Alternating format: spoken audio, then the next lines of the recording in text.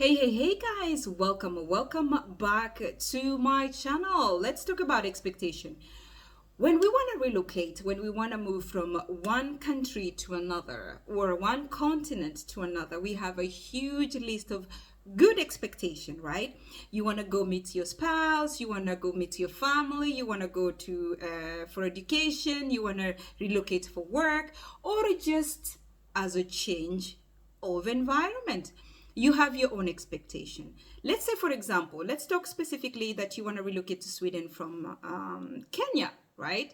You have a long list of what is good about Sweden, right? That's what you focus on. But do you know the reality on the ground? Now that's where I come in. How have you been?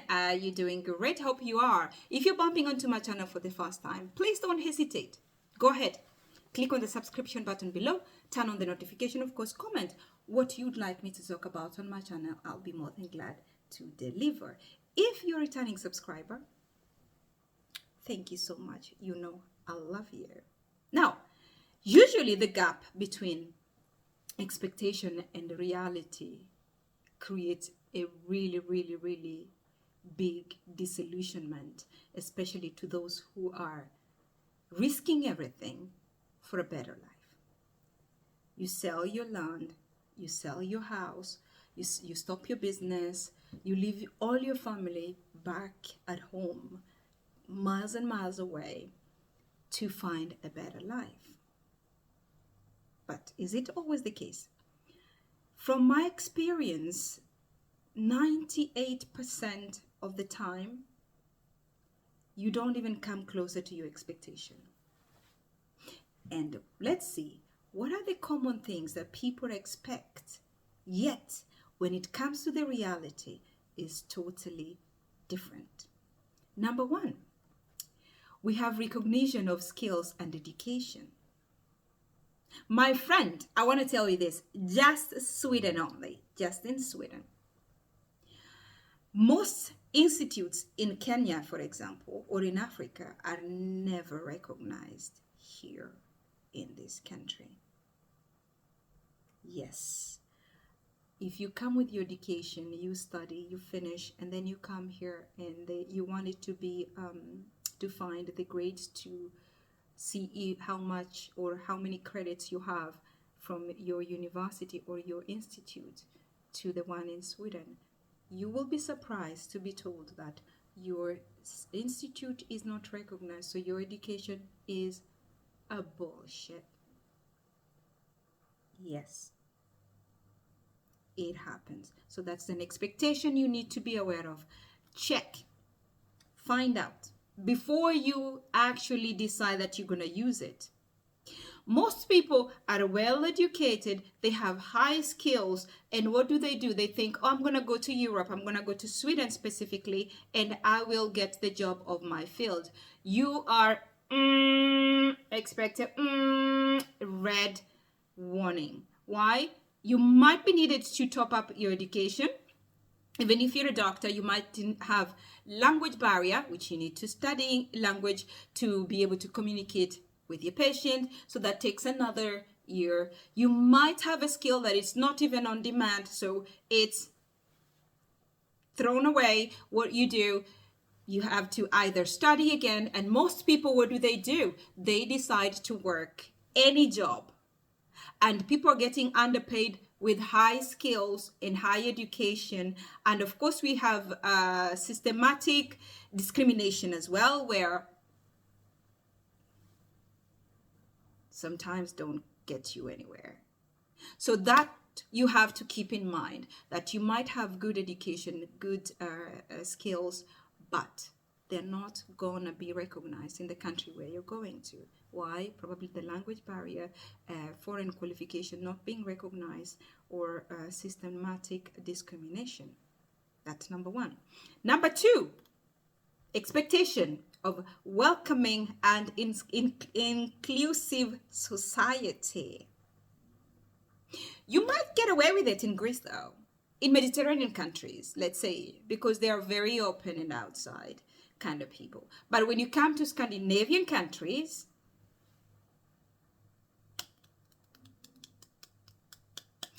Usually the immigrants expect tolerance, multiculturalism, but most of the time facing rising anti-immigration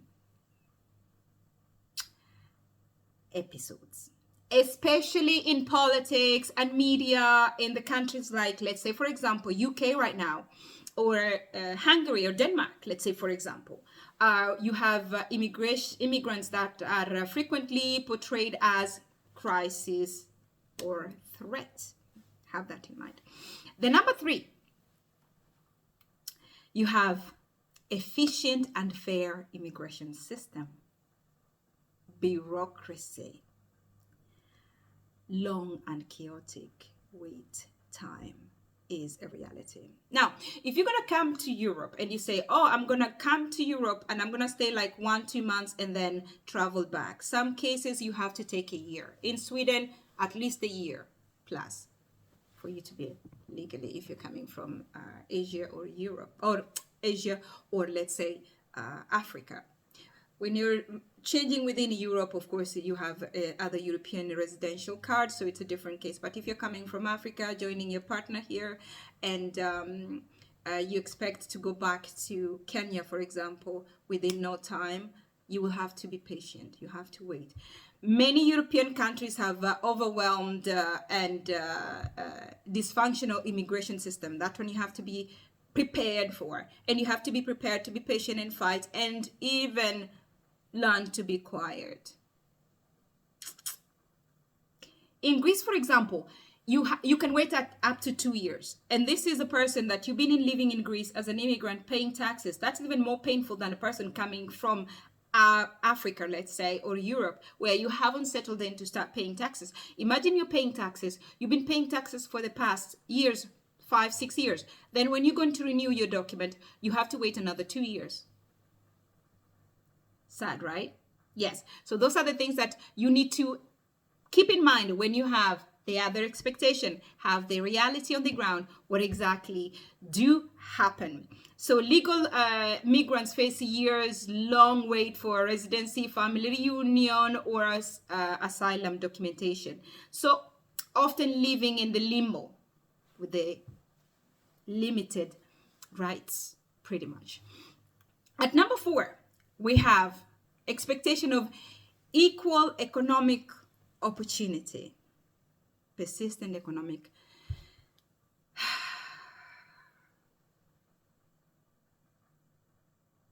This marginalization is a bit too hard for immigrants sometimes. Even after years in Europe, many immigrants end up not being able to access houses. If you're an asylum seeker, for example, you cannot travel because you don't have enough cash to travel, or even you're working, yes, but you're underpaid. So you don't have luxury of traveling every now and then. This is a reality you need to put in your booklet when you put it in your pocket, when you're going to travel abroad, when you're going to relocate. Keep that in mind. So discrimination in hiring and lack of social network contributes to long-term economic exclusion. So just have that in mind. At number 5, are you still watching? Make sure you comment. Make sure you subscribe. Share this video to those whom you know are actually traveling anytime soon, relocating anytime soon, or they are thinking about relocating, or their wish is to go to another country. So they need to face what is on the ground. Share this with them. Don't be so selfish. Don't keep it to yourself. Share with the person that you think this video is going to help them prepare themselves mentally for their move. At number 5, we have safety and stability. We always think that, okay, Europe is safe and I'm going to be fine and stable. Yes, it is safe. But have in mind there are some cases that you might face. For example, exposure to violence, exploitation, and poor living conditions are a reality here, even in Sweden. So you can imagine other countries that are a little bit below the normal European living standards. It's even harder for immigrants. So, especially for asylum seekers and undocumented migrants, the journey and settlement can involve unsafe, homelessness, or abuse. Some are detained or deported without due process, undermining their sense of security they sought.